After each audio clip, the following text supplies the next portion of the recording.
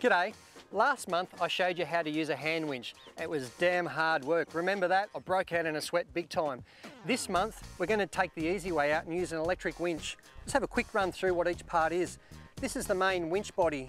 You've got your motor at one end, the drum in the middle with your spool of wire.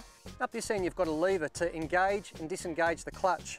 You've got your roller fair lead that gets mounted to the front of your bull bar like this, and it has the cable and the hook coming out of it. You've got your main control box, which hooks up to your battery to get the power. You've got your remote control handle. So with this, you can either stand out to the side or even sit in your vehicle and operate it safely. And of course, even these sorts of operations have to have the same old recovery gear. You've got your tree trunk protector, your winch cable dampener, and also your leather rigger's gloves. So let's now show you how to set up a single straight line pull. First up, we'll just plug the remote control into the control box. What I like to do is to wrap this lead around the bull bar a couple of times, just for safety's sake. That way, when you're operating it, it doesn't dangle down in the cable. Just leave the whole handle up on the bonnet for now. Next thing we have to do is disengage the clutch, just by turning this lever down here to allow me to free spool the cable out to the tree.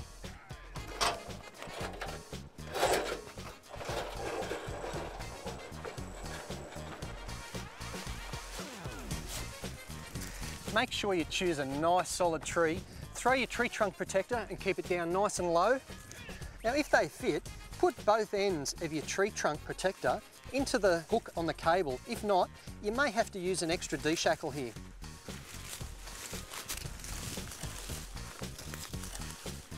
Don't forget your wire winch dampener. Get roughly halfway between the vehicle and the tree and put a winch cable dampener on. Fill it up with dirt and bits and pieces like that, just to add a bit of weight. That way, if the cable should break, the weight of the bag will pull it to the ground and stop it from flicking all over the place and potentially hitting either me or any bystanders. Now, the last thing we need to do before we can start winching is to engage the clutch. And we can take our remote control, we can stand right out the side, out of harm's way, and do the whole operation from out here. But what I like to do is sit in my vehicle, that way I can steer around any obstacles that need to be negotiated. And also I like to start my engine, which helps charge up the battery while we're winching.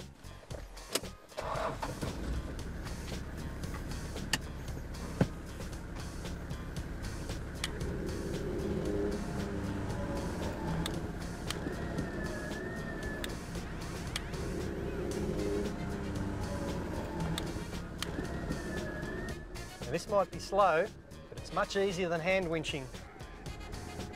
I can operate it as in and out on the handpiece. It's as simple as that. I can also steer a little bit. Generally should be aiming straight at the tree. That's your anchor point. That's it. I'm all done. I'm out of trouble. How easy was that? Now that particular winching operation was pretty easy for a single straight line pull. But if you find yourself bogged in really deep mud and you've got a huge load on board, your winch may struggle to pull this big lump of lead forwards. So you should always consider carrying a snatch block. And what that does is halves the amount of energy that the winch has to use to pull your four-wheel drive forwards. You attach it to a tree trunk protector up at the anchor point. The wire cable comes out of your roller fair leads through the snatch block, which is just a glorified pulley, and back to another solid mounting point, a rated recovery point, on the underside of your four-wheel drive.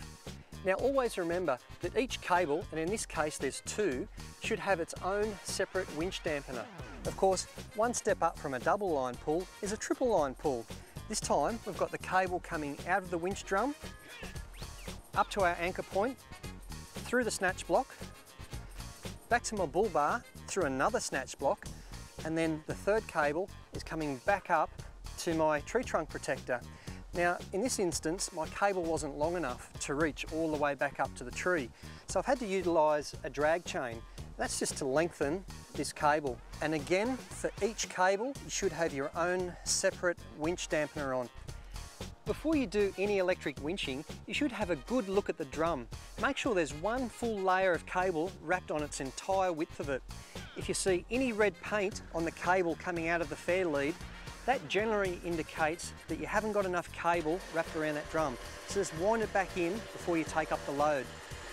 Now, of course, if you've got a double line pull, it means your winch can pull twice as much, but your car gets pulled forwards at half the speed. And in this case, the triple line pull, The vehicle is going to be 1/3 the speed moving along the ground, but the big advantage is I know I can pull maximum load, so let's give it a go.